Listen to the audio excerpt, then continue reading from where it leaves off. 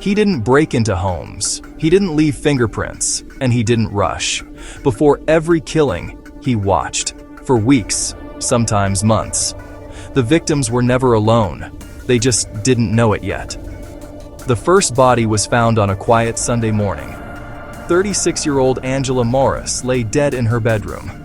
There were no signs of forced entry, no struggle, no noise reported by neighbors.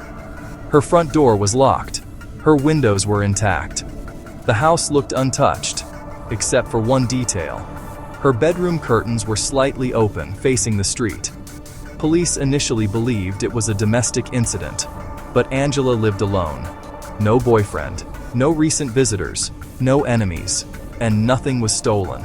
It was as if the killer came for only one purpose and left satisfied. 2 weeks later, it happened again. A man named Brian Keller was found dead in his apartment. Same pattern. No forced entry, no witnesses, no alarm triggered. But this time, detectives noticed something disturbing. Brian's laptop contained weeks of deleted webcam footage. Someone had been watching his apartment from across the street. The footage was grainy, dark, almost unnoticeable, but at night, a shadow could be seen standing outside his window, perfectly still, watching. That's when investigators realized this wasn't random. It was hunting. Over the next 3 months, 5 more victims were killed. Different ages, different genders, different lifestyles.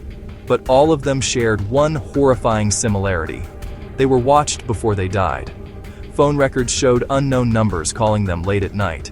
Surveillance cameras picked up someone standing just outside camera range.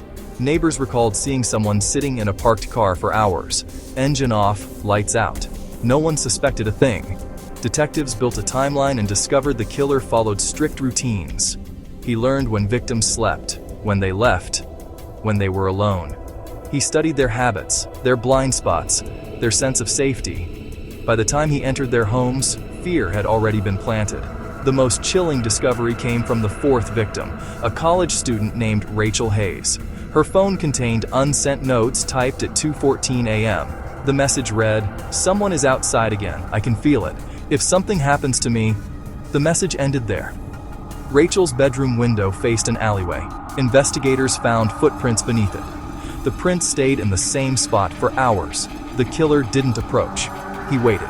Psychologists reviewing the case concluded the killer enjoyed control more than the act itself.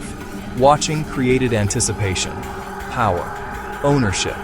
By the time the killing happened, the victim was already defeated mentally.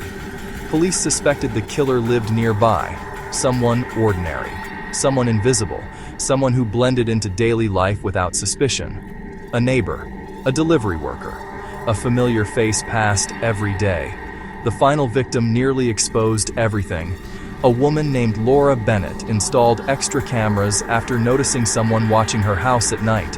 Her footage captured a man standing under a streetlight, face hidden, staring directly at the camera. He did not move.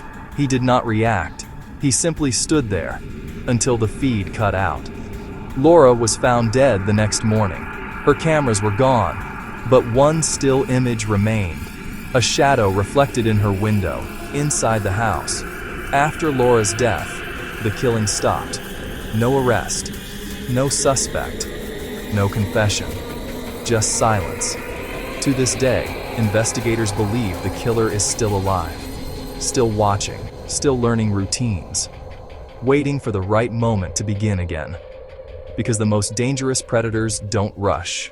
They observe, they plan, and they wait. For more chilling true crime stories, subscribe to Crime Eclipse.